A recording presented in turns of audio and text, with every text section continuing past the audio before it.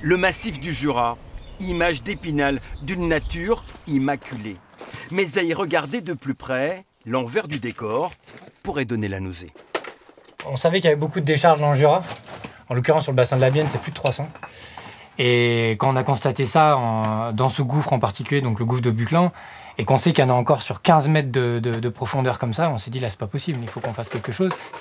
Plus de 300 décharges recensées dans le seul bassin de la Bienne étendu sur 750 km², autant dire une décharge tous les 2,5 km. À l'entrée du gouffre de Buclan, plusieurs milliers de tonnes de déchets ont été enfouis. Là où des spéléologues exploraient le fond de la Terre dans des galeries se ramifiant sur des dizaines de mètres. Là, vous voyez derrière moi, on a fait des sondages, vous voyez que c'est littéralement que du déchet. Ça paraît naturel, entre guillemets, ça ne l'est pas. Et c'est le cas, là, quand vous continuez, vous voyez, on voit un peu les bidons, etc. Mais il faut imaginer qu'il y a au moins 10-15 mètres de déchets partout, quoi. Ce constat terrifiant a poussé Romain Bélier, chargé de mission au parc régional du Haut-Jura, à passer à l'action. Il a donc choisi de s'attaquer à cette décharge à ciel ouvert, plus accessible, située sur la commune de Chassagne-Mollinges. Appareils électroménagers, déchets en tout genre, rebus industriels couvraient l'intégralité de cette pente boisée filant droit sur le Longue-Viry, un cours d'eau situé en contrebas.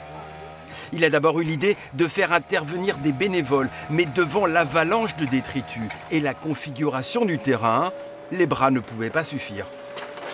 Grâce à des financements arrachés de haute lutte avoisinant le 1 million d'euros, le chargé de mission a pu faire intervenir une entreprise spécialisée dans la dépollution des sols. On nettoie ça d'abord et après, une fois que tu as purgé ça, vous allez commencer à remonter ça et à enlever ça.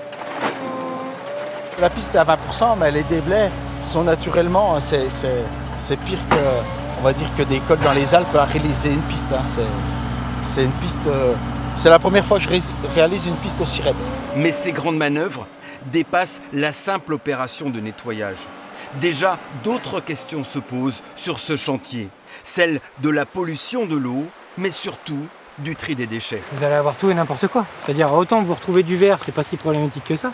Mais ça va être mélangé là, et quand on discutait un peu de microplastique, vous voyez que ça, si vous voulez trier quoi que ce soit là-dedans, c'est tout mélangé à la terre. C'est un parcours du combattant si vous voulez vous attaquer à ça, sincèrement.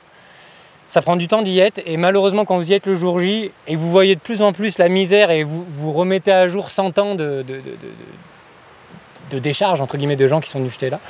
Mais c'est quand même, moi j'en suis fier et content qu'on y soit enfin. C'est comme n'importe quel type de chantier, on y est, on est en train de le faire. Et je pense que sincèrement ici, en tout cas sur celle-là, on va arriver à faire quelque chose de propre, qu'on va pouvoir se dire celle-là c'est fait. Ok, il en reste peut-être 300, mais au moins celle-là c'est fait. Dans quelques semaines, le spécialiste de l'environnement lancera une vaste opération de purge du gouffre de Buclan avec l'objectif de rendre son aspect initial à un site géologique exceptionnel.